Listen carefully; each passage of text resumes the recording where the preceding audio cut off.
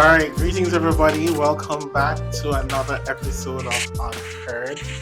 First of all, I'd like to thank you all for listening, for joining us, for watching, for supporting, for liking and sharing and subscribing. We really appreciate it. I am Verol Billett, and we have. Jason Henry.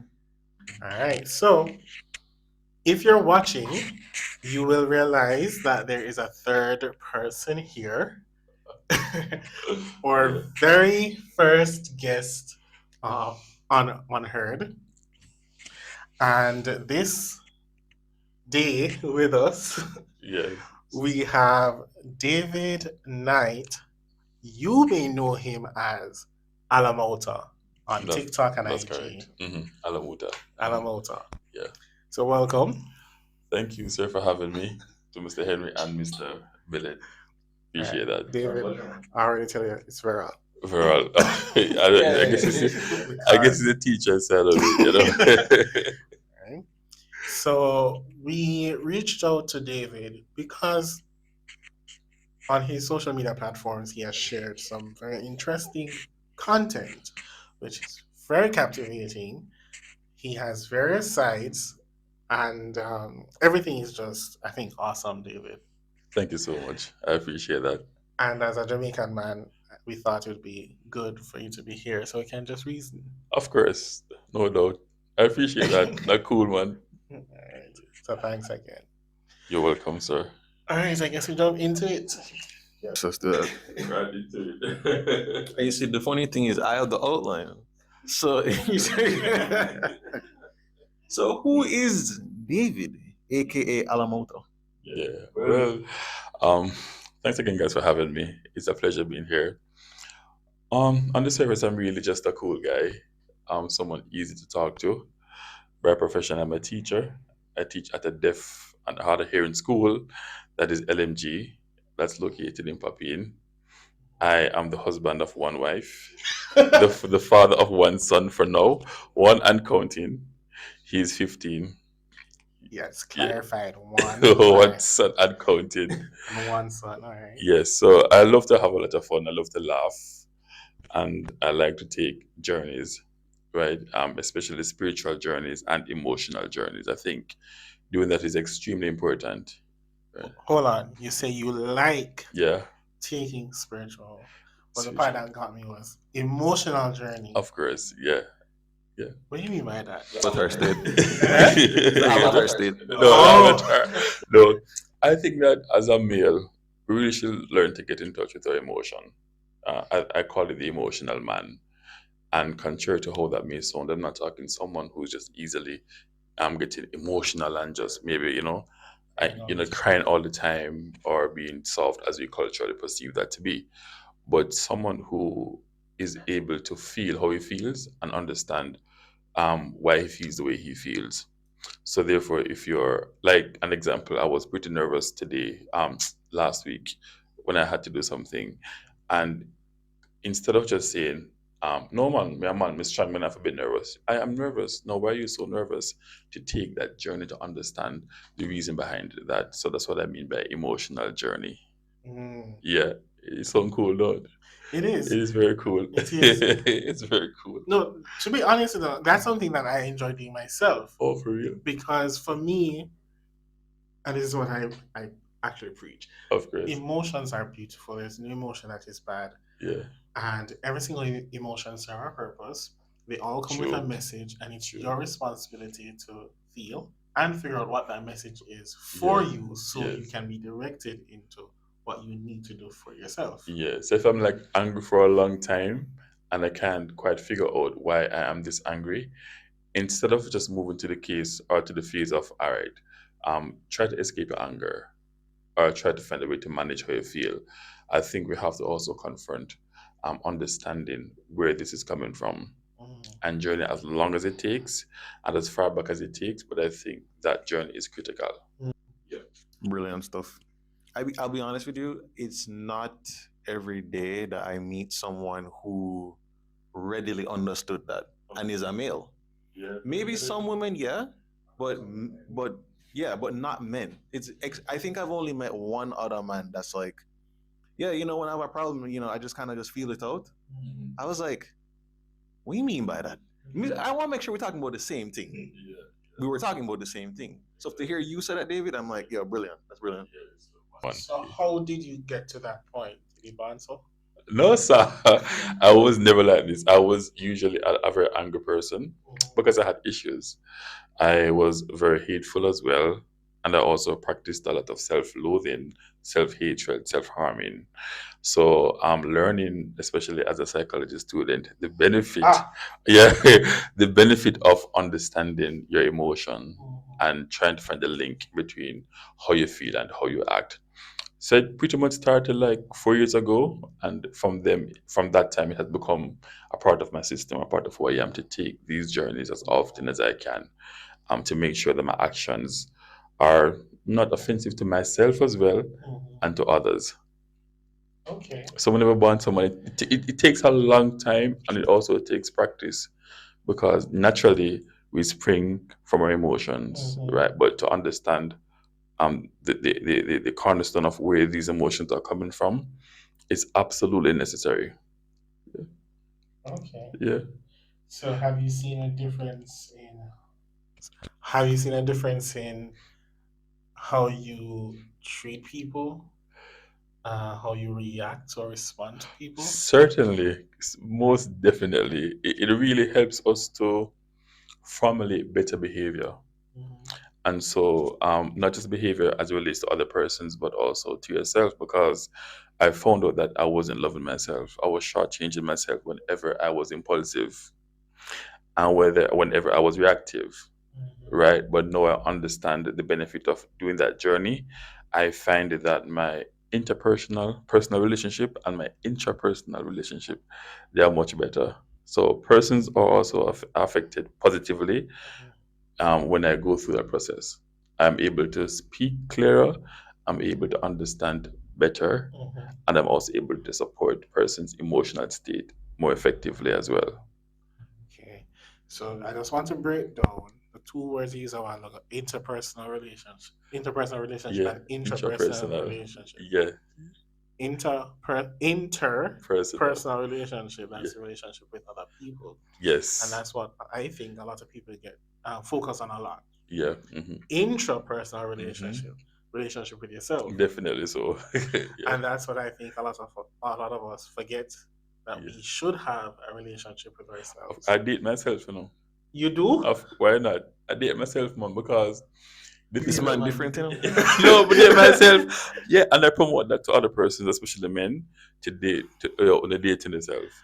I'm Yeah, trying to think of another, because I've gone out by myself. of course. So how long have you been married? 18 years. You've been married 18 years. Yes, I have been married. I'm married kind of pretty young still. She captured me from high school. So, yeah, straight out of high school. Yeah, All right. Well, congrats on being married for 18 thank years. you. I appreciate Congrats, that. wifey. All Yeah. right. Um. So when you say, all right, Dating myself. so I'm putting a timeline together. As a Yeah. psychologist, I do that all. So it's like,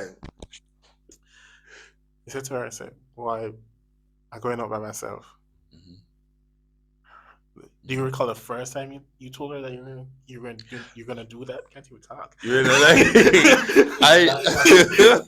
I never used to practice that a lot. I think by the time I was able to say I need to date myself, she understood Mhm. the benefit of that and why that was necessary. So that wasn't really an issue though for her. Mhm. Because at that time when I started to realize that as a man I have to date myself because we're ever changing, we're affected by our circumstances a lot, by our environment. So and we are changing. Mhm. My favorite color used to be green. Now it is red. So we're not the same as we were like 5 years ago. Mm. Our perceptions they are changing. Our behaviors, our desires Mhm. are also evolving and changing, right? So it's best to rather than surprise yourself Mhm. and to act just by default. It's good to know who you are and your new triggers, Mhm. your new mental state, Mhm. your new passion, your new purpose. These are things that are changing. So Mhm. my passion at 19 is not my same passion at 20, at 29, at Mhm. 39. It's all different, right? So it's important for me to date myself to lock into how I'm thinking now, how I'm feeling now, and how I'm changing as well and evolving. So I'm go up garden, date myself, up garden, spend the whole day up garden, feed the fish them, walk the place. I go Devon House. I go to the beach where near I live. I date myself there. I just spend the time in my room, just being locked in. So After say something. yeah, because there's a question I want to ask. But go ahead, Jason. Look, I really rate what you're saying. I do the same thing, but it's so funny. For the longest while, I didn't even know that that's what I was doing. Oh, for real? No, I was just like, yo, I just kind of need to be alone. I know that when I'm around other people, I might be different. I might have to cater to the needs of other people. They might call on my resources, Yeah. but now I need to call on my own.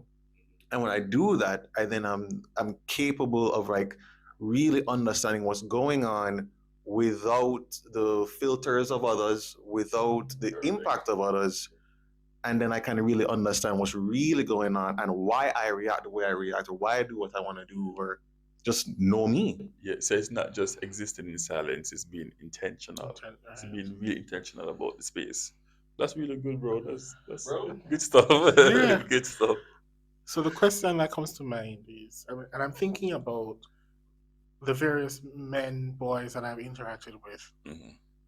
The concept of being with self Mm-hmm. is a very scary concept Yeah. because I'm not alone with my thoughts. You see, COVID revealed a lot, right? So being alone with self, you're left with your thoughts, you're left with your feelings, Mm-hmm. and it's not comfortable for many people. Yeah, that's true. So I find that persons will just be going out or they latch onto advice because it distracts them from what Yeah, you're talking about. and I understand that because I used to be at that place. Mm-hmm. I used to be like being alone in a room by myself was very scary, Mm-hmm. right? It's not just what I'll do, but just the thoughts that were in my head and the memories that come along with that as well. So it was very scary, and that's something that I never understood how to embrace Mm-hmm. being in my space, being intentional. You're crazy. That was hard and it was hurtful because as a young man, I had a lot of pain to grapple with. So my thoughts were negative, suicidal, fear, not good enough. So who want to exist in that vacuum? That was challenging.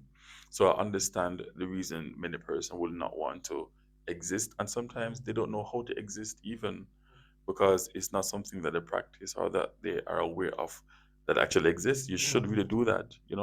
So for me, I ran away from that until I understood the benefit of confrontation. Mm-hmm.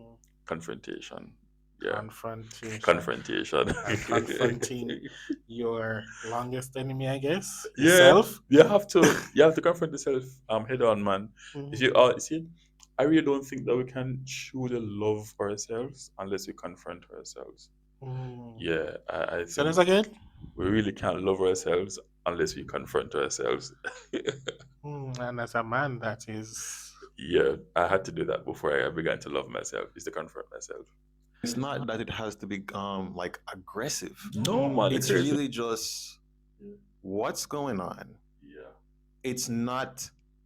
Yeah, what the hell's wrong with you? It's not necessarily like this thing that's gonna like trigger even more. And yeah, exactly. Because like a lot of people, they're gonna hear confront and they're gonna, whoa, we don't want to do that, right? It's like an intervention for myself, and you going. I mean, it's an intervention for yourself. Yes, it is.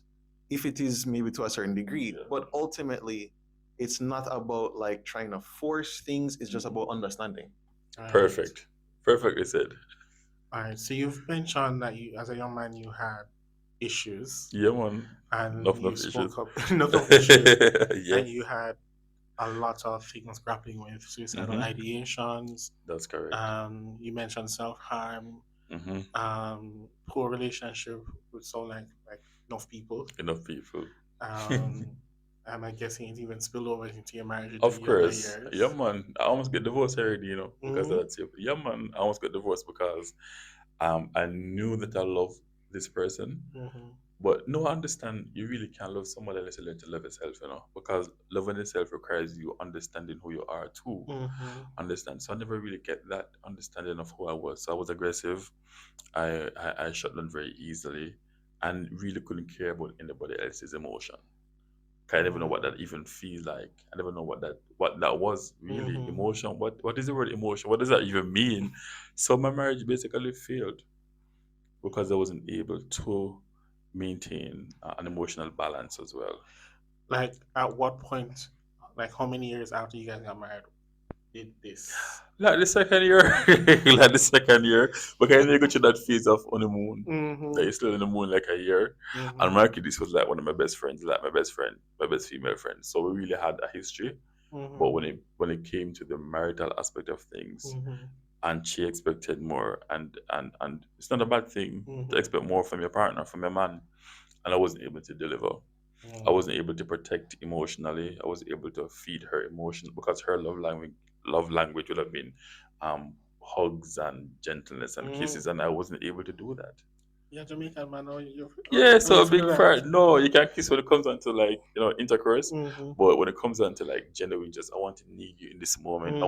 I want to feel like you're here. Mm-hmm. I want you to understand my hurt. I wasn't able to transcend that at all. Mm-hmm. No, and so it became a thing where I did that when it comes down to like sexual intercourse. Mm-hmm. You're lovey dovey, but outside of that, no. So no, she becomes an object. So, all that matter was sex Hmm. more on your terms Hmm. or on her terms? My term, like my term. I got married as a virgin. Mm-hmm. Yeah, I got married when I got married. I was a virgin. Okay. Yeah, so I waited for years. So yeah, You intentionally waited, or you? She was like, you had to ask that question, right? You had to no, ask because that question. let's be real. In Jamaican society, that is how you reach what, high school. Yeah, if high school, yeah. Well, okay. So If you reach high school, I was hoping you never asked the question, oh, right? But I think the most part, it wasn't based on my effort. It was more of her. mm, If it was left up to me, I think I would have, even though that opportunity did come up, and I actually refused. mm-hmm, At that time, I think I was learning how to obey God more okay, and learning how to be a true little Christian. So that's why I actually said no, which was the oh, weirdest thing ever. yeah. Yeah, it's like a weird, and I felt like a fool afterwards, of course, if but I said no, and I think that was the moment she felt that I really loved her. So that's that's good. So, It was like being able to take, because like she was a part of the decision as well. I'm sure she was trying to be abstinent as well. So it's like, yeah, I want this, but at the same time, yeah, still trying to do the Christian thing, trying to be abstinent, but also I know that it's important to you. Yeah, I mm-hmm, was so selfless. I don't know what happened. I think the Holy Spirit just decided to come down right in the room. Like, come in the room, Jesus. But yeah, I really don't know. I think I was beginning to learn mm-hmm, the art, the art of loving, the heart and the art of loving someone else aside oof, yourself. okay, Yeah, I think that was the beginning. I think that was mm-hmm, the first time I exercised that level of love, mm-hmm. is to deny myself in the name of supporting somebody else. Wow. That interpersonal thing again. Mm-hmm, Mm-hmm. mm-hmm. Yeah, yeah. So you're bridging them never mold you like. When I tell nobody you're crazy, who might tell her you're so mad. Okay, when I tell nobody, I felt like such a fool. I'm like that like taunted me for years. I regret it the moment, but I am happy I did it because even Mm, even when we got married, she remember. She mm, remember when I did that when we were like probably like 18 or 17. She remember that. mm. Yeah, she remember that. Wow. Hmm. Yeah, she remember that. That's good though. Yeah, but a lot happened to me though. Hmm. As a young man. And so I think going into that, because I know, having listened to your Yeah, some of the content that you put out, yeah, you're in the process of writing a book unscarred, on Scarred. unscarred. Yeah. And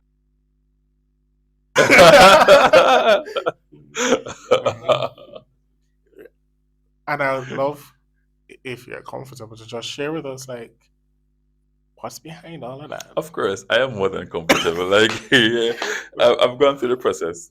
Okay. I've gone through the process, so I'm able to speak. So Unscarred, wow, it's a big book. Not in terms of like size Pages. or pages, because it's my story of abuse, Mhm. right? And it's me arriving at a point where the many scars I've had, the many scars that are still on me, but not affecting me.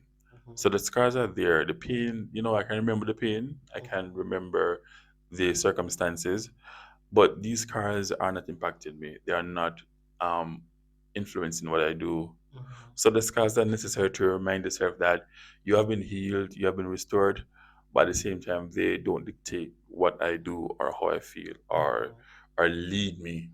So the scars are, for me, they are necessary to remember at times to see how much you have grown, how much you have evolved, how much God has been there, and how much God has been a part of your journey and your story.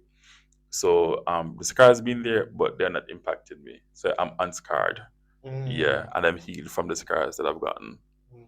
Mhm. So the stitches, I can still see the stitches, Mhm. but no pain. No Like, pain. yeah, I'm good with that. So it's really about my story. No And flashbacks. no, yeah, you see, sometimes I remember, because you see, and that's, I think that book brought me to a place of confrontation.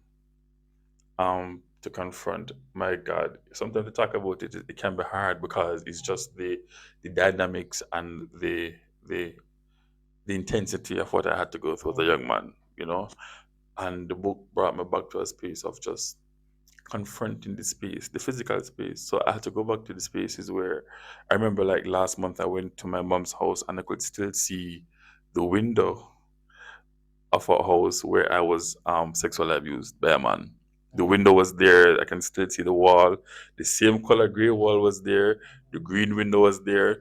And I had to walk past that as a grown man, Mhm. to walk past the space. I could almost see everything again, Mm. but I wasn't in the vacuum of pain and victim and wounding and why me? No, I've passed that level to acceptance.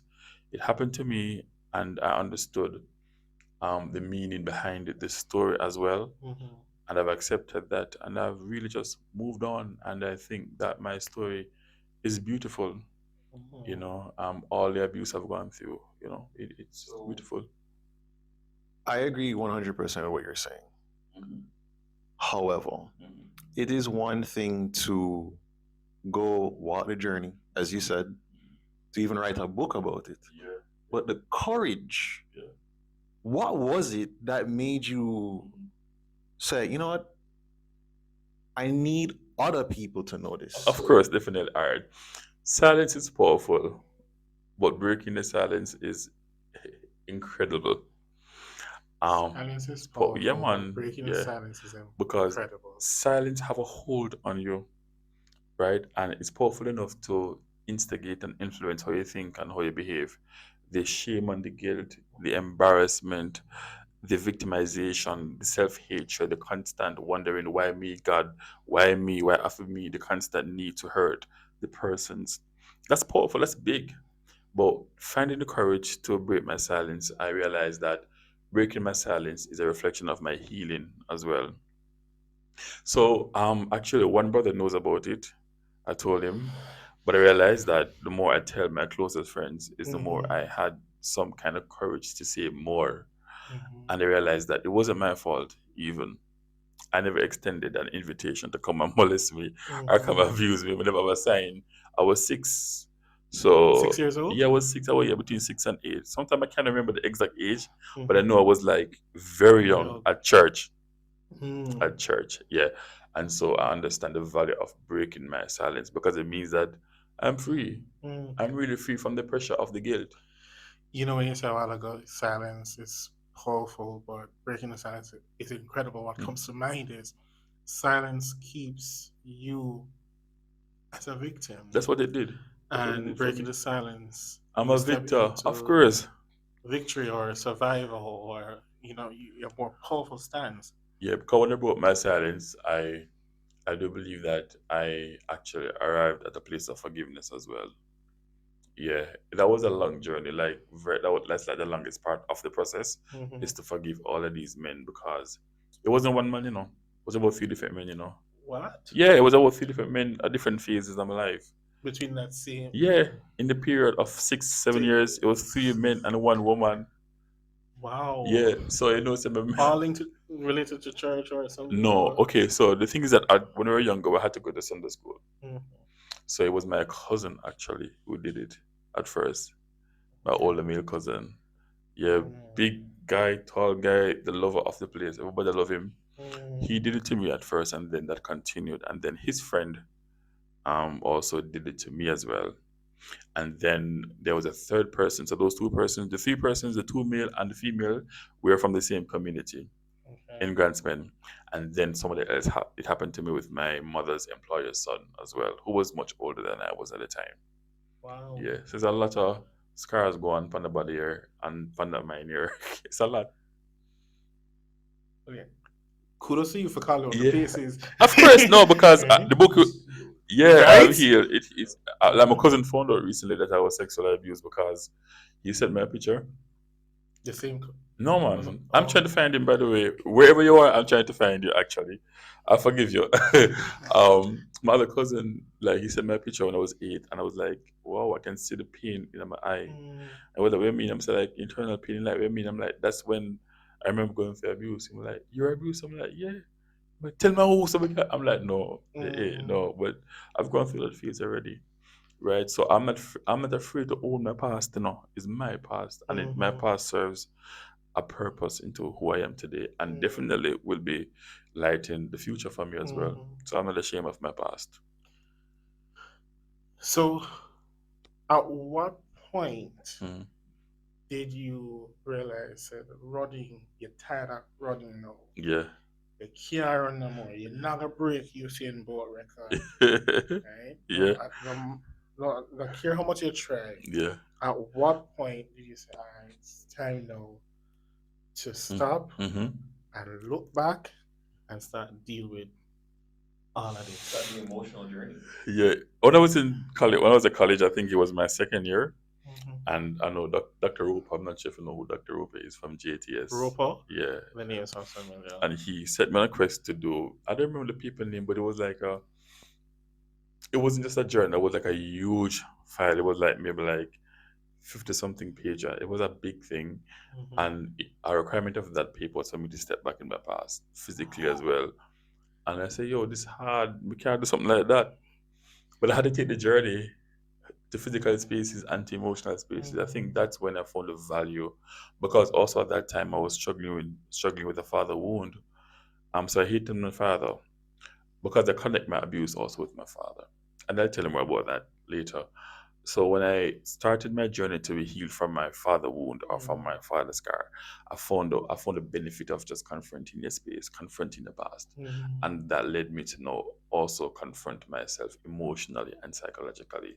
So it started in college second year, and then that matriculated to my emotional ability to go on that journey as well to heal. Because I know I had a lot of scars, because I mean, pornographic addiction, lustful thinking, all that happened because of the sexual abuse.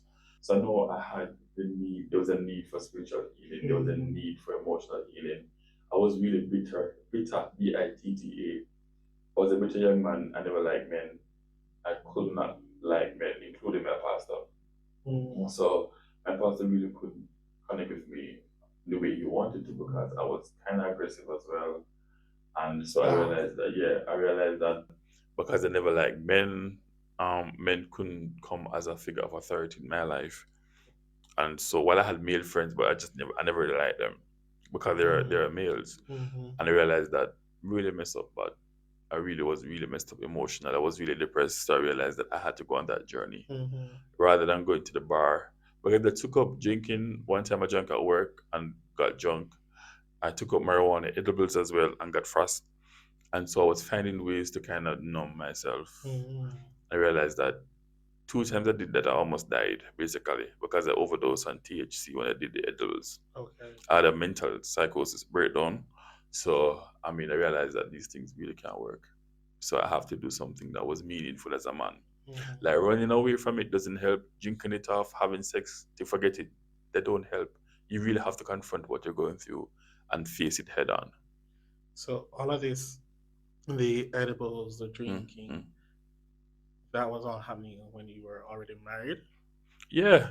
and you were a father at that time as well. Yeah, yeah, and I was still hurted. I had a lot of hurt. So how did what are some of the things that looking back, Hmm.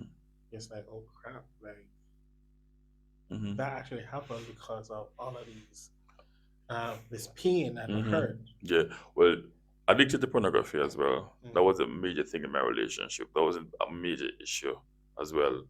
Um, not be able to manage an argument good enough. So like storm out of the house, drive out of the house. We don't care. Don't give a flip what really happened. Mhm. Um, procrastinated a lot. Also, I had a lot of doubts. I really couldn't do simple things as a man, like things that I know I can do. The first thing is to doubt myself.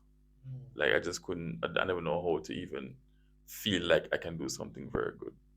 And So that did caused a that lot come of. out as anger too? Yeah, man, I was angry. I never. I say I when I look back at my pictures, I took on my honeymoon. I cannot believe I was that serious throughout the process. Mm. I like. I can share some later. Like my face, like I can't find a smile. Mhm. I'm on the moon. Like I can't find one smile, honestly. No, I'm over the place, but like I'm like the geek, but I really couldn't find. I'm like, wow, a lot Mhm. was happening that I never realized. And then I Mhm. remember my wife at the time, my girlfriend said, "Why don't smile?" I'm like, my face is relaxed, but my face was very like serious. Mhm. But I called that my relaxing face. But like I was angry as a young Mhm. man. I was bitter as a young man. I was procrastinating. I couldn't love myself because I let a flashback from the abuse because the sexual abuse lasted for such a long time Mhm. with diverse men as well who did different things at different spaces in my life. So it was really hard. And the sexual crisis and who I am sexually, it was very chaotic for me. It Mhm. was alarmingly chaotic for me. Wow. We really appreciate you sharing and being open with us. Yeah, man, not Um, cool. how about the relationship with your son? Mm-hmm. Yeah, He's now 15, yeah. Mm-hmm. and when he was born, Mm-hmm. you were going through your own Yeah. stuff. Mm. Yeah. How did that affect parenting and the connection between father It and did. son? It did a lot, and I regret it so much because I can remember so many times my son would like come to the door and like, "Dad, I want to," because I used to go to the road a lot. I was involved in so many things because from high school, I learned to drench myself into responsibilities. So I was always very busybody. So that came with that also came over into my marriage as well. So I was always busy on the road doing things with people, getting things sorted out, writing, all kind of things I was doing. But I remember many times my son came to the door and said, "Dad, can I come with you?" And the answer will always be no.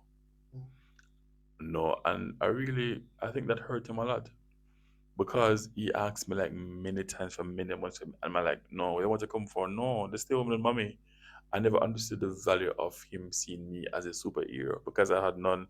I never understood the value of male to male, father to son connection. Because your father was My absent. father, my father left my mother when I was like a week old. Wow. Yeah, so I couldn't understand the value of seeing my son saying, "Daddy, can I come with you?" I'm like, why? And I think I robbed him from that. It certainly affected us. But getting older with him and trying to be more supportive emotionally, say, I love you, son. I love you too, dad. And just understanding him, talking with him, reasoning with my son. It is we're at a much better space, honestly. But I really regret those times when I could have spent quality time with my son on the road, being Mhm. his father, just spending time with him as well. I never understood the value of time, father son relationship, father son encounter. So it really definitely affected the way I treated my son. I was also aggressive with him. I was also very aggressive with my son. I never understood what it meant to be a gentleman, what it meant to be a compassionate man. Mm. I never understood that those things were even synonymous. I never man compassionate, man gentle. Like what's that? Mhm. So later on in life, I learned how to be a gentleman, a man who is caring, a man who can be soft spoken to his child, a man who can flex, a man who can say, "No, man, hug his child, say, you love your son," a man who can come talk to me, what's happening. But at that time I was roaring, roughneck. But so I think that also stemmed from my hurt and my pain as well as a child. So again, I agree with everything he's saying. Everything he's saying. So the irony of this is that we're here, we're doing this podcast, right? And the whole goal of this was to shed light. I don't even want to say shed light, with a floodlight on mental health, specifically for men, right? Just like these lights here, right? And so everything you outlined, a lot of people have experienced, right? And so when you look at like, kind of like almost, I don't, this is some, maybe it sound like extreme, but almost like the disintegration of that mental health or the psyche or self-esteem and all that kind of stuff, right? I had none. Right. It's so difficult because of the powerlessness as a child that people are robbing you of. Trust me. Right. And so you start to see this issue, no, this issue, no, this issue, no, this issue, right? So Verol and I, we've counseled adolescent boys before. We've seen where there's like this issue, no, this issue, no, this issue, right? And you have to kind of like do it layer by layer by layer, just to kind of like restore things, right? You were doing that for the most part alone, right? So talk us through the process of just getting just that one little success in terms of just self-improvement and then the cascading effect. Well, actually, all right. So I did counseling. Okay, good. Yeah, I had to do. I did counseling about 3 different times, one-on-one and also marital counseling because the marriage was actually failing as well. You initiated that one, or Well, wife you did? well, the marital counseling was no. I think what happened is that no, because I was just not being the best husband at the time. So my wife was kind of tired of that. So she spoke to my the pastor, and then he sent me to one of his colleagues who do the counseling because he couldn't really come to us because that's like a dual relationship thing. So we went to the counseling, but the other one, which is personal, that was initiated by me as well because I had a lot to work through mentally. So that's where it started. I started to improve more as a husband because my journey would have started before that as a young man, but I think the fullness of change came into effect when I saw my marriage failing. Why do you think that had such a big impact on you? I wanted to win at the marriage because I love this person.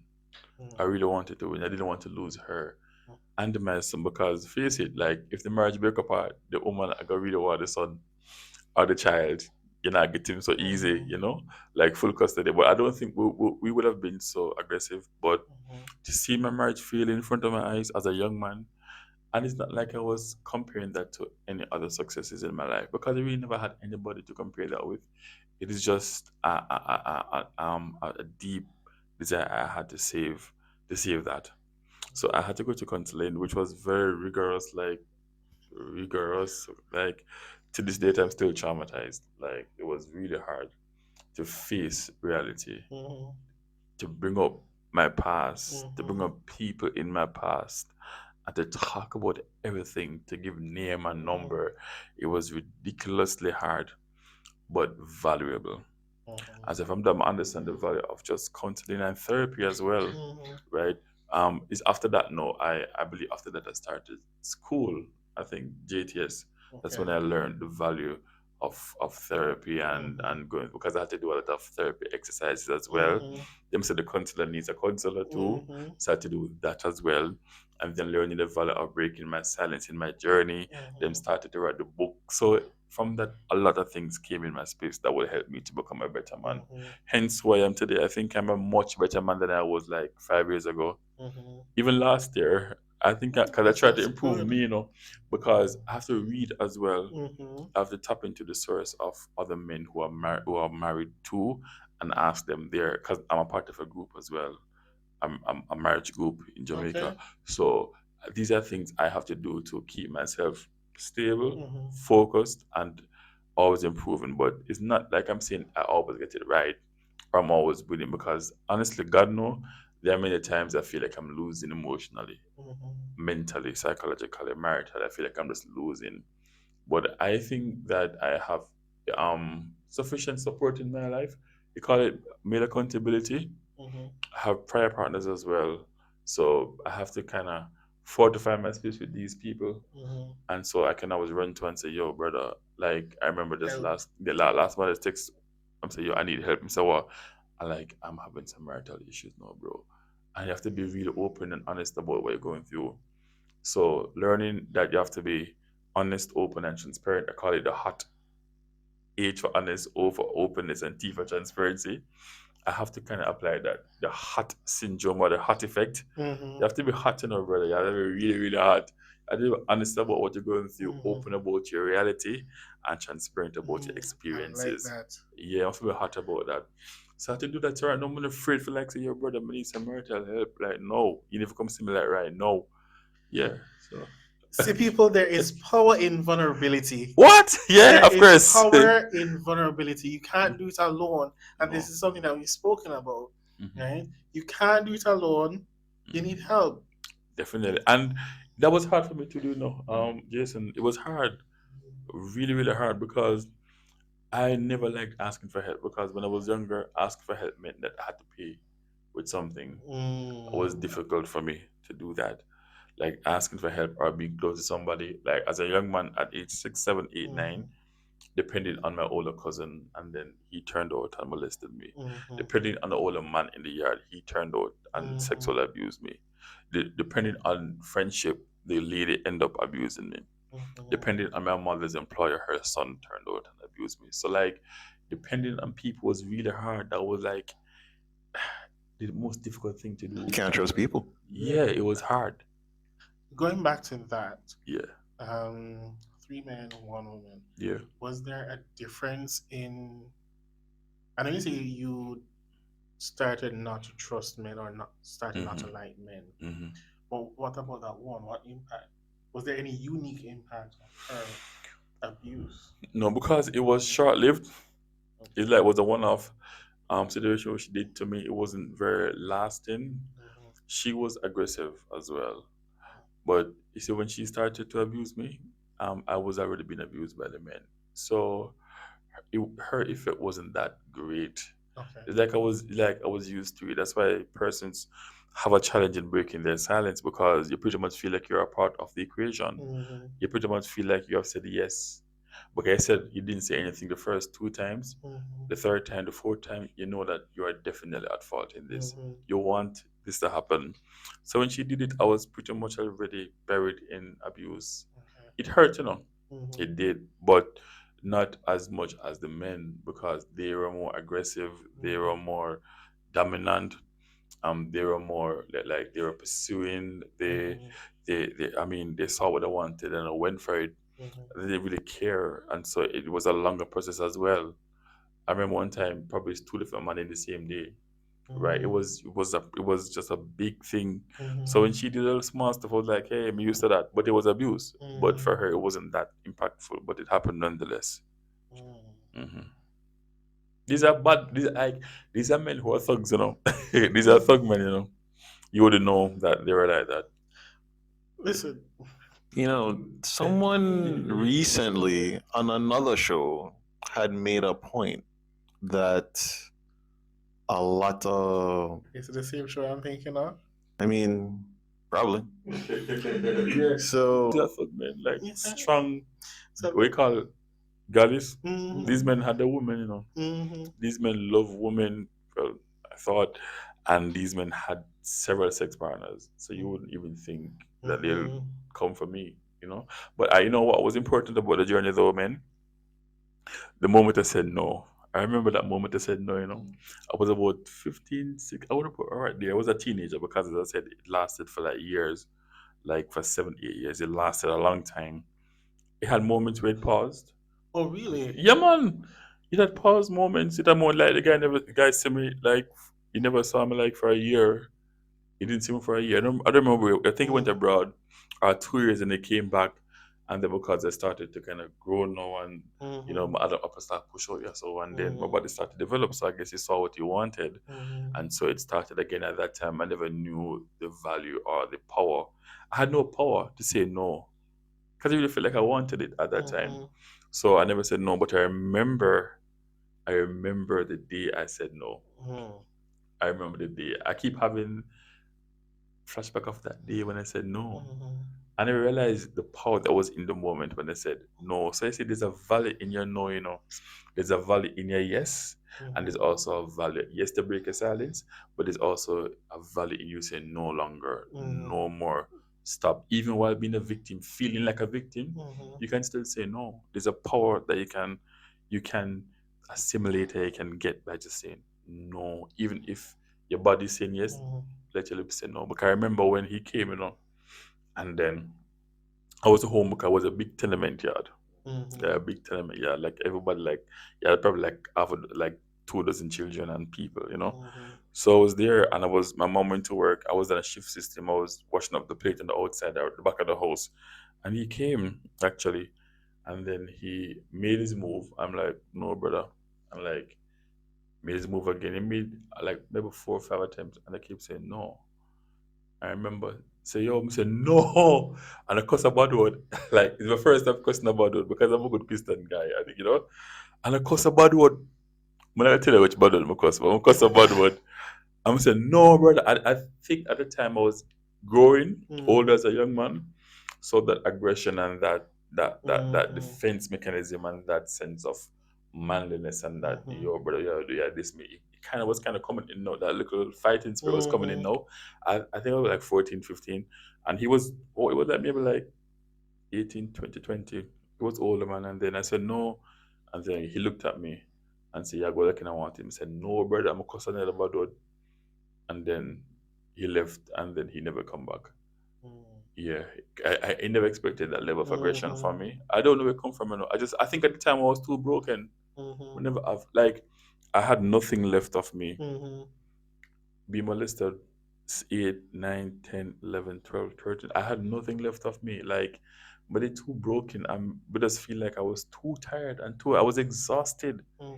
I was so exhausted, not having a father, just a mother who was aggressive at the time, feeling, having suicidal thoughts. I attempted it one time with a knife, and just the whole motion of just feeling broken.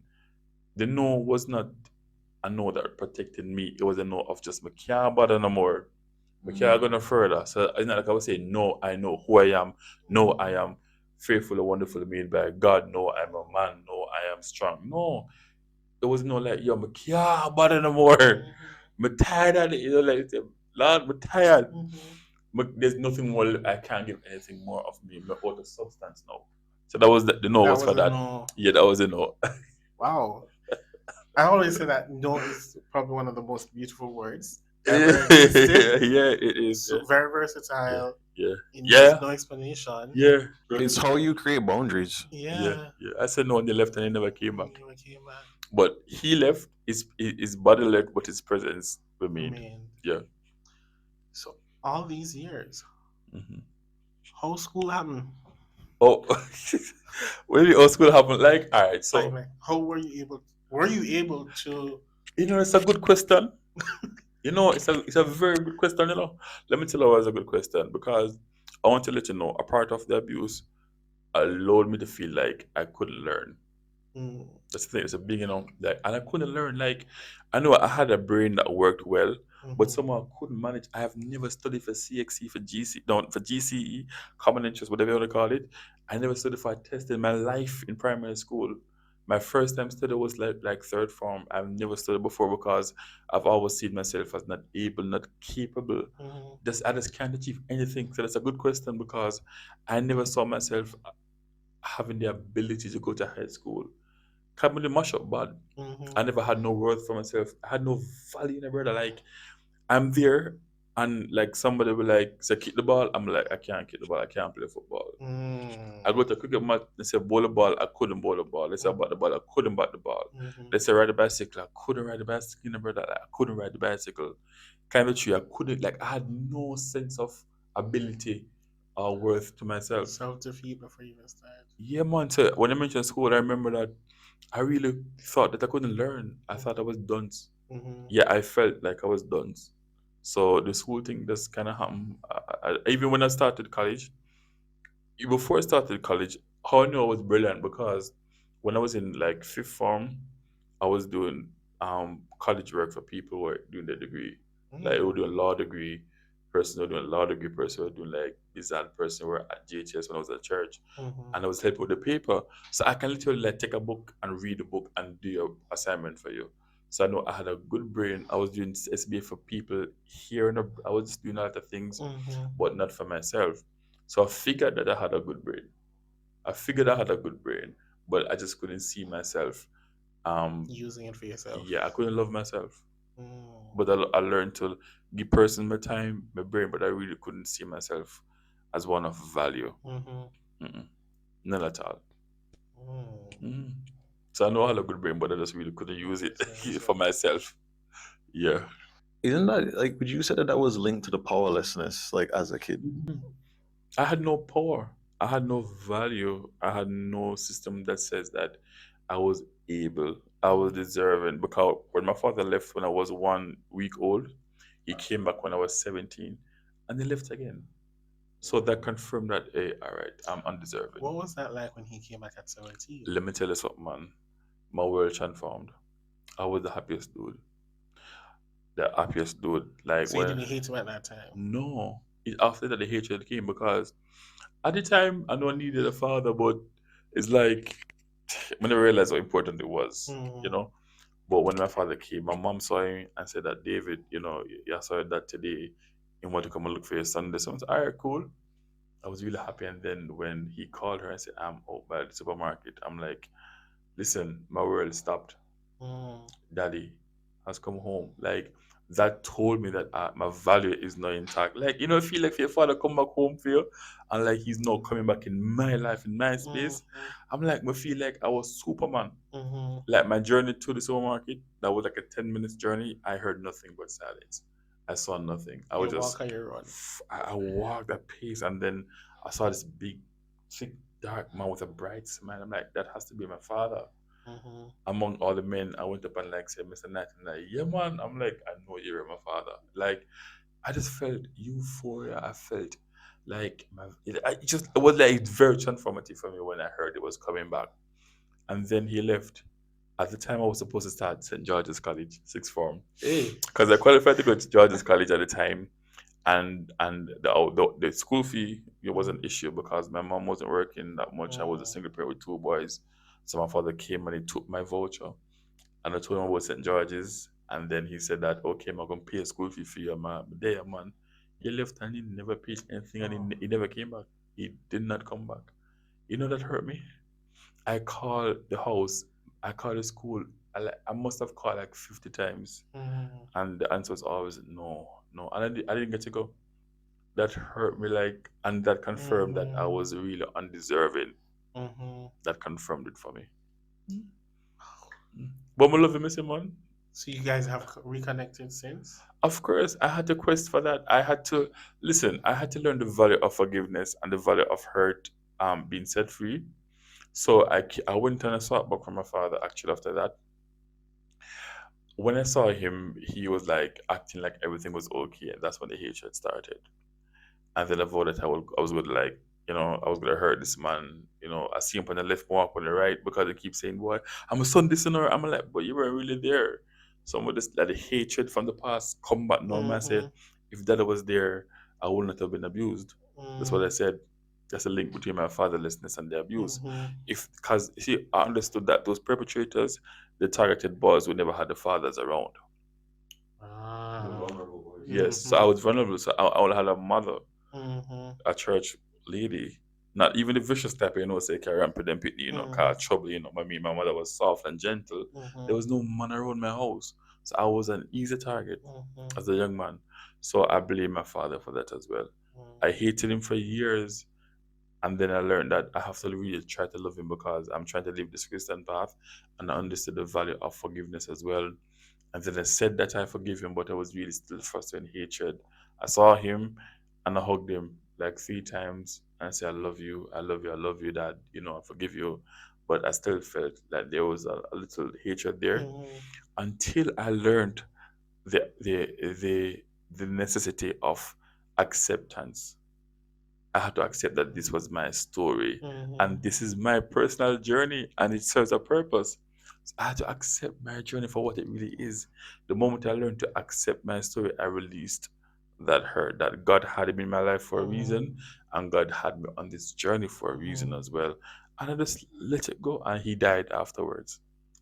He Wow. died. Yeah, he died. What happened is that I call my sister and say, Sis, I'm telling daddy that I'm coming over like next weekend Mhm. to spend the night with him. I want to sleep in his bed and I want to just ask him so many questions and Mhm. just talk and reason. So tell his wife that I'm coming over and tell her that I'm fortunate I'm going to want to sleep in my dad's bed that night Mhm. because I want to talk with him and reason that like we really happened though.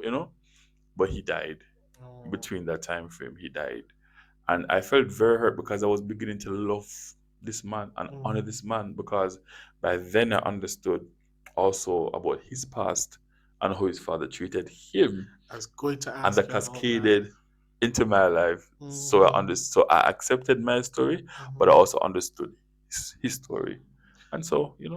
I was going to ask you about that because I find that it's very helpful Yeah, for us to put aside the role, the label of parent, of yeah, father and mother. hmm, I know as children it can be rough because you grew up, there are certain expectations attached to exactly, such roles, exactly. right? But it's important that we see them as a human being first, I think, to Yeah, understand yeah, their story because yeah, before you did born, yeah, them they are living for them life, yeah, yeah. right? And them they do for them thing. Hmm. And everybody have something to go on. Listen, my father's story is terrible. Mm, 'Cause his father was like my father learned from his father. the Cascade. generation. And some of my brothers, because I have like 20 odd brothers. Excuse me? So I have like 20 odd brothers, yeah. And how many sisters? It's probably the same amount.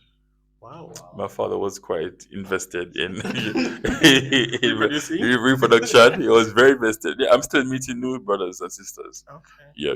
So So anybody with the name Knight, chances are. yeah, I'm telling you, we're really big. So some of my brothers kind of like adopted that personality as Mm, well, especially one. But a few of them decided not to go that way because you know what I learned? That maybe like 90% of the boys went through the same story in terms of father wound. mm, So I wasn't alone. Like all of us have a wound. wow. Yeah, man, he never stayed. He just had sex, Mm, reproduced, and just went mhm, while being married. So, but when I learned about his history, I said like, oh. So when I went back to content, because you see, for me to understand somebody's story, it takes confrontation to some level. So you see, if you want to be healed from something, especially from a person, like especially a parent, try to understand their story. mhm. Try to understand their Completely journey as agree. well. Yes, I had to go back physically to the place Mhm, called Content in St. Mary. And then I started to ask them about my father and his father, Franklin Knight, mhm, and learning the family dynamics mhm, and who sleep with who and how much woman Franklin did have over content. And I said, oh, okay. My mhm, father wasn't strong enough to divert from that. I really understand. I understand. mm, Yeah, yeah, So like I know that when it comes to like forgiveness, that is something that a lot of people have like a lot of misconceptions about it, yeah. Hmm. right? Where they think that it means that you just don't you just wipe the slate clean, you just ignore everything that happened, you just kind of get them like a blind pass. Yeah, yeah, Explain to the people then for me yeah. No, how the forgiveness thing really go. yeah, all right. So or the notion of forgive and forget. forget. All right. So I have like multiple views on that. But I think the central view I hold to is that when it comes on to like forgetting, it's not amnesia, but it's how you treat the person. Mm, Is this is how you wipe the record in terms of I do not treat you as your sins deserve. In the same way God said, I do not treat you as according to what you do, but I look at you in the frame of love and compassion and passion as well. So this how I view the person. mhm, It also doesn't erase the fact that there needs to be a conversation as well. It doesn't erase the fact that there needs to be a confrontation. So it's not like, as I said, just wipe away and get blind. No, mhm, the conversation is very important, mhm, because there's healing through the conversation. there's understanding through that conversation. It doesn't mean that I'm coming to you aggressively or I'm come for war. The fact I'm coming to you with a forgiving heart, but I want to understand something more. Mhm. That's how I can support the love that I want to have for you. Is when I begin Mhm. to understand the story, understand why I did this, and not just to say, because the motive also has to be correct as well. Mhm. So I talked about the hump syndrome, like the accountability, the motive, and the plan, especially when you're confronting people who hurt you. You have to have somebody who's accountable. Accountability, Accountability, the motive, motive, and yep, plan. Yeah, plan. the amp. I call it the hump or the humps equation, the amp thing, right? So accountability. So it's like me knowing that Mr. Jason has hurt me, and I really want to confront him. Before I do so, in forgiving him, I'm going to come to you and say, yo, I'm having an issue. How do you think I can deal with this? Mm. Can you be accountable with me? Emotional as well as emotional support. So you seek an accountability partner. And now then, my motive has to be correct. I'm not going to go to Jason to warfare, to war, say, yo, Mhm. brother, this me. Because I want to forgive him, but it takes a process. It's a process as well, right? So the motive also has to be clean and plan.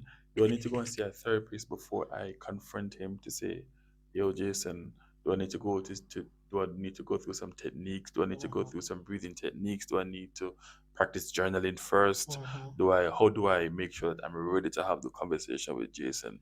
So what it highlights is that you have a responsibility. The Yeah, man. individual has a responsibility Yeah. to choose Yes.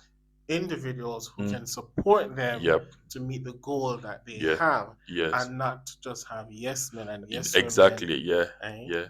So it's not just let's wipe on the slate clean and forget. It's not that. It's really Mhm. it's much bigger than that. When you talk about forgiveness, it's a lot that goes into that. Mhm.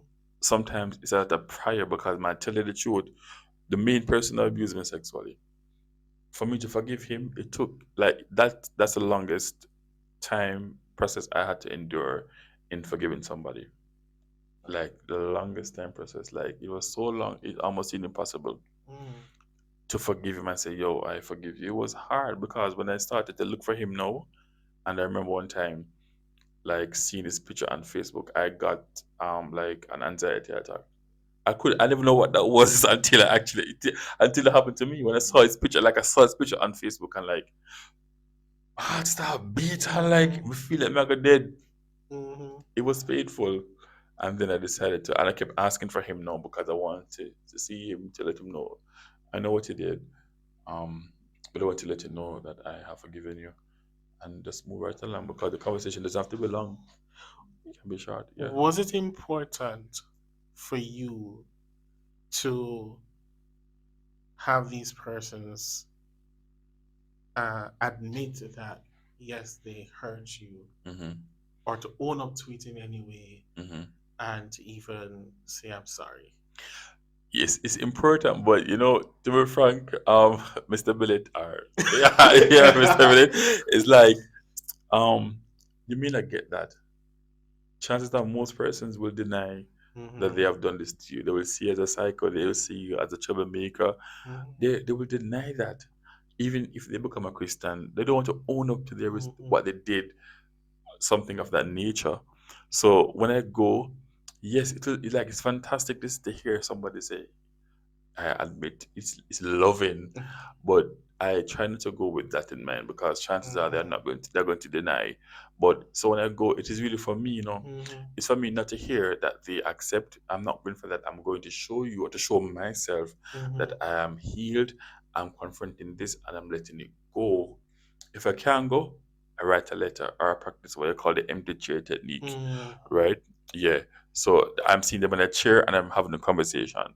If they're dead, I go to the graveside, and so I know that I've let it because I haven't seen him to tell him that I've let it go, but I know I have. Mhm. I know seeing him will be hard, Mhm. right? But I know within my heart that I have forgiven him for the 8 years of sexual abuse.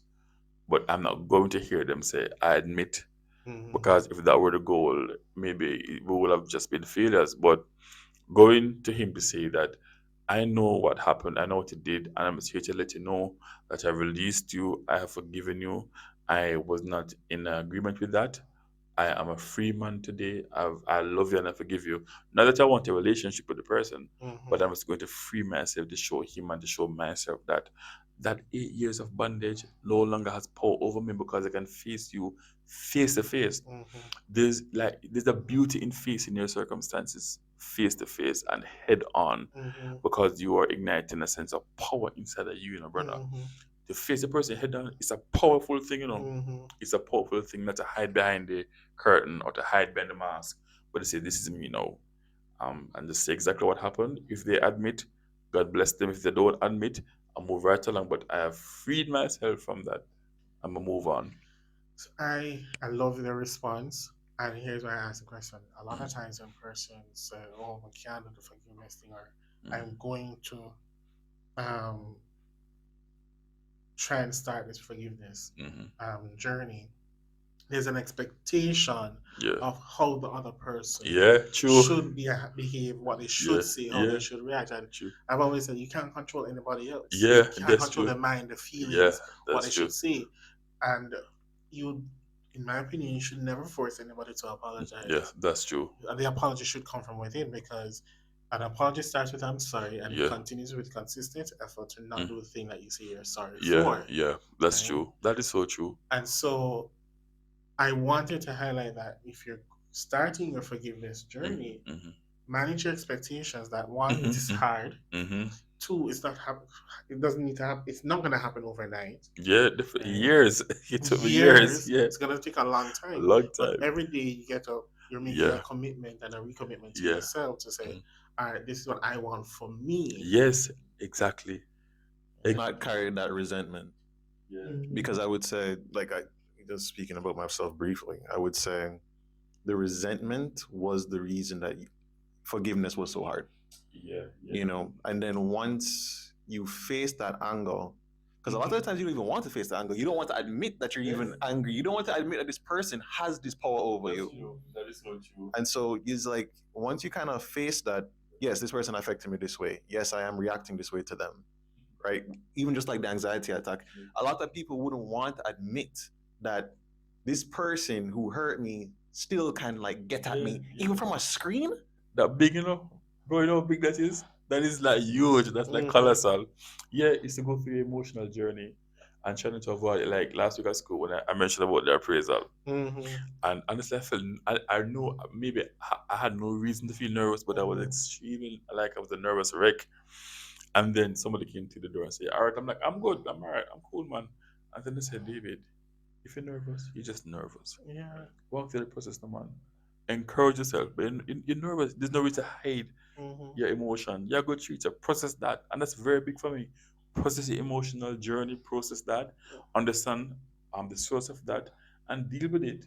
If you're nervous, if you're angry, you're just angry. And if the other person has the power over you, it's just what happens in the moment. We just try to find ways how to really manage that and deal with that. Right. Deal with that still. Yeah. But remember, it's never your fault. If you go through that, it's not your fault. All right. So I'm curious. Yeah. I did ask you this before. Yeah.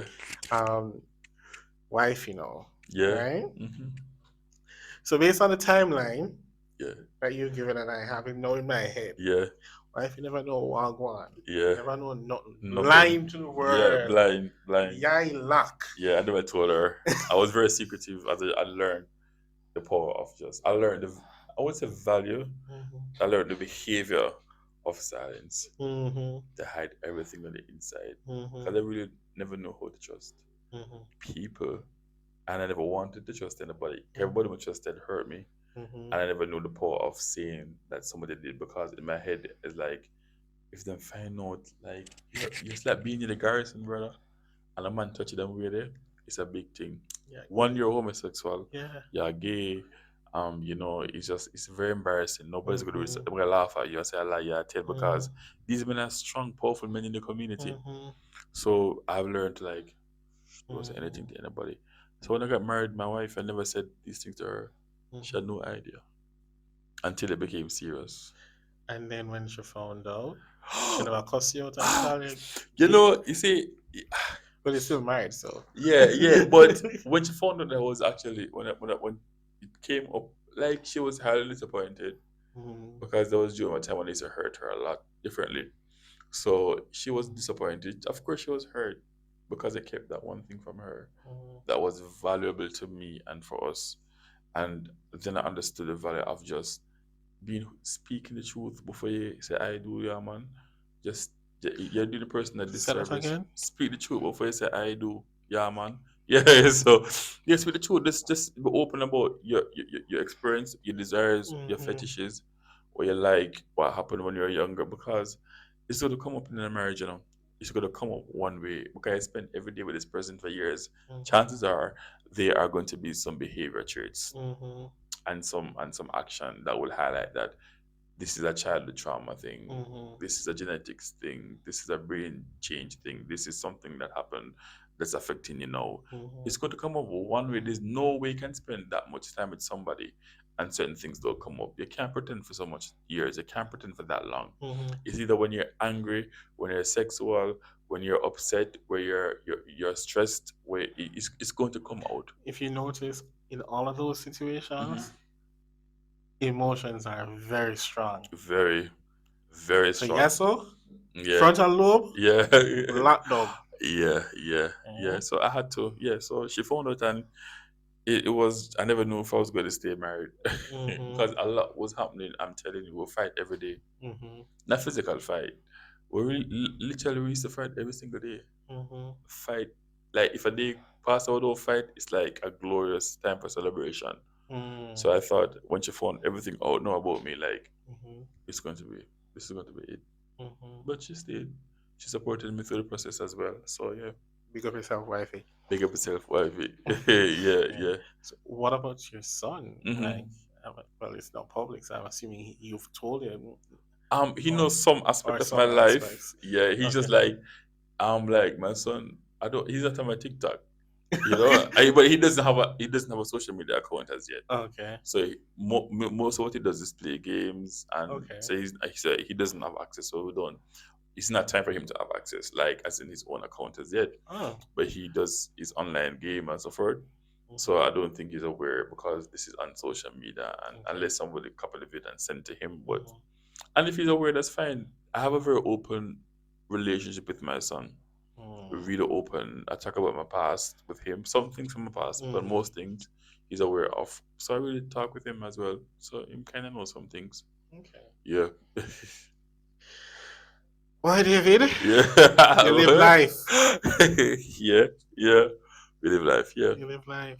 Yeah, a lot of elements to my life, but I'm Mm-hmm. here. And you see, one thing I want to leave with you, gentlemen, as well, is that accepting the story is big enough because until I learned to accept my story, what made me accept my story is that the fact that one, I'm fearfully, wonderfully made, Mm-hmm. and God is with me, and so I understood that what God has, and God is in control. So therefore, if God has allowed me to go through this, it must have a purpose. Mm-hmm. It can't be that I was born to be molested and be without a father for no reason, just like that.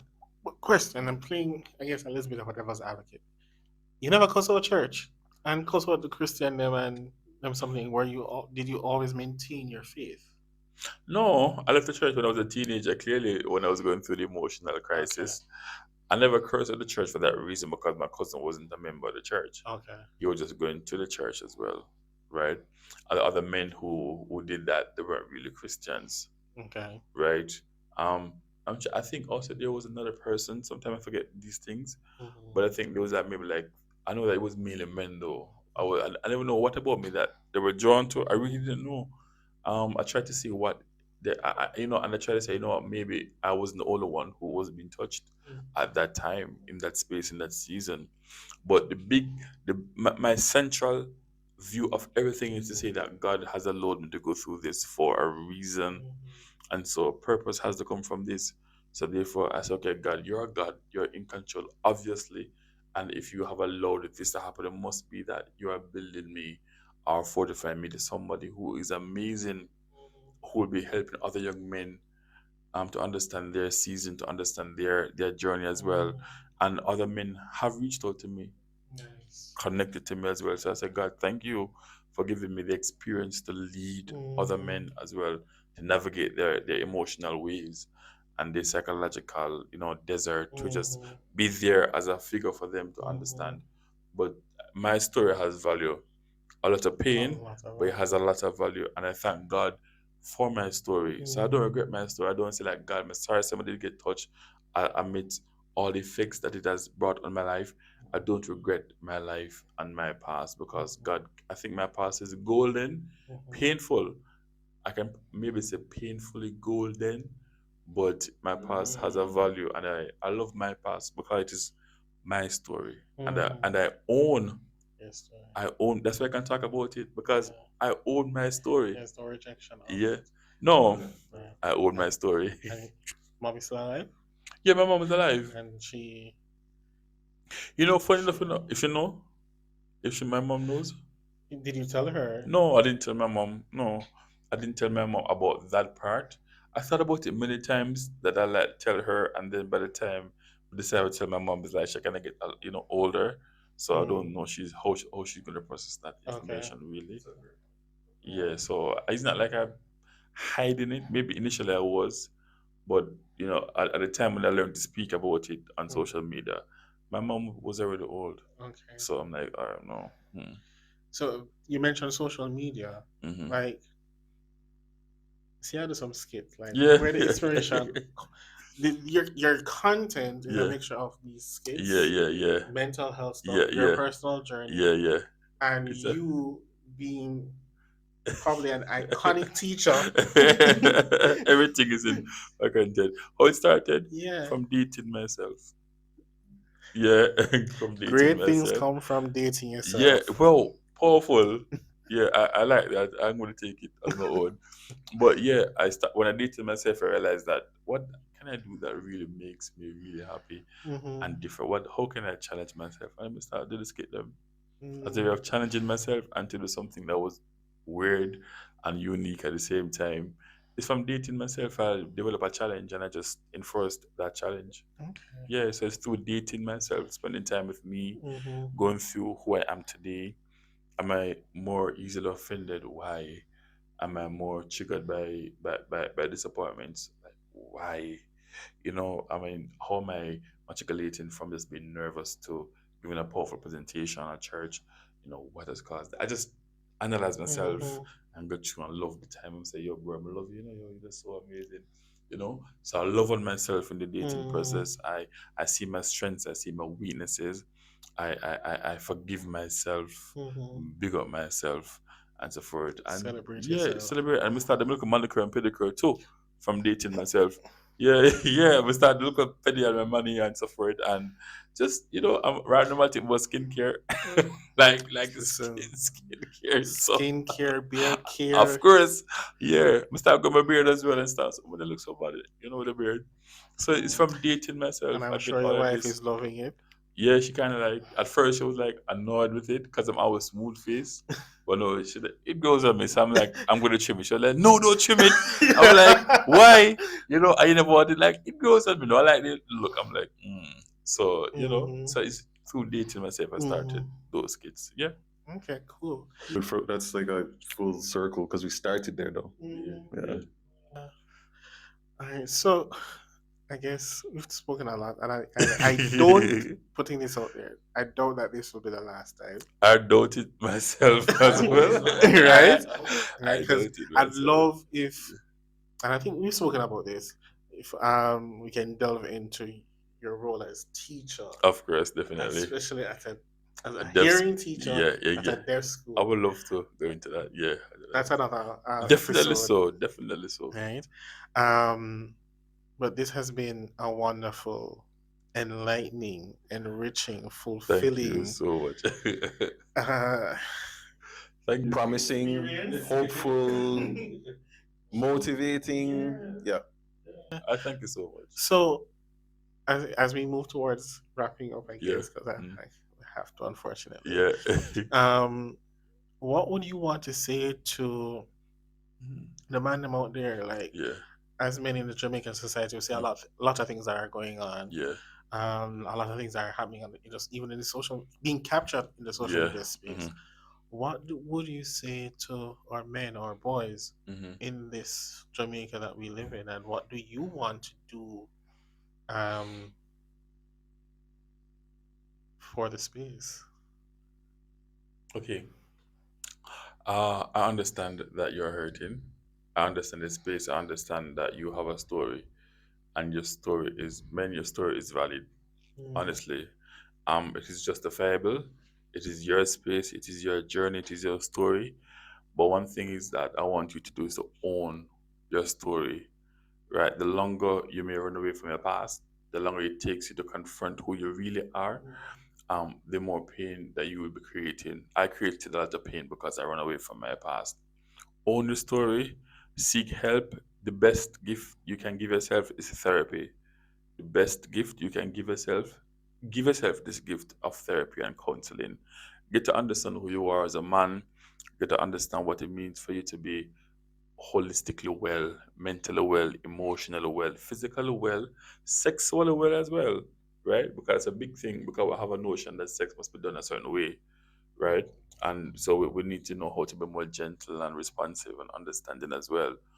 We don't always know it, we don't always get it right, but it's okay to talk about how you feel, right? It's okay to express how you feel. Just find the right person, find the right mechanism through therapy and counseling, and learn how to divulge how you feel, learn to talk about your emotion, learn to process your emotion, and find very healthy way to deal with how you feel. So the bar, the what we call quote unquote gal it out, the junk it out, the smoke it out. These are just things to hide how you feel. And rather that, talk about that and treat yourself with a gift of therapy. You so? With I have, I a have gift of nothing. therapy. I Yeah. have nothing else to add. David, Mr. Billett out here. Yeah. much respect, much love. Anytime, sir. I really appreciate this. It's a pleasure being in this safe space. The place, the space really feels safe, Hmm. and I value that. Mm. I value a safe space. Love to You know? hear it. When you hear? Yeah, the space is safe. Yeah, Mhm. yeah, the space is safe. Mhm. So thank you, Mr. Henry and Mr. Billett, for having me. It's a pleasure being here, honestly, and I look forward to coming back. Okay, Yeah, big up great. and say you guys have been amazing, and I love what you guys are doing. Thank you. Thank you, We, sir. we really try, Mr. Knight. We really David. try. Alright. Yeah. Alright. So, guys, we are at the end of another episode of Unheard. I am Verol Billett. I'm Jason Henry. I'm David Knight, aka Alamouta. Right? And we appreciate you listening, your support. We are at Dr. K.D. Morgan and Associates, 68 Lady Musgrave Road, Kingston 10. We also have our nonprofit, KAHLE Journey. So you can find us on social media at KAHLE Journey. That's our YouTube channel. You're watching it right, this episode on that channel right now. And our Instagram, Facebook. There's Dr. KD, Psych Associates, and the KAHLE Journey. Instagram, TikTok. Yeah, we have our TikTok. Okay. We have LinkedIn. We're all over the place. Our social media. Yeah. Find me, listen, chime in, Yeah. comment. Please do. And Yeah. David, no, I plan to. David, this is your time to plug Yeah. where they can find you, Yeah. follow you, Mm-hmm. get mentorship from you, Yeah. whatever it is. Yeah. Have you, a little bit of you rub Yeah. off. Yeah.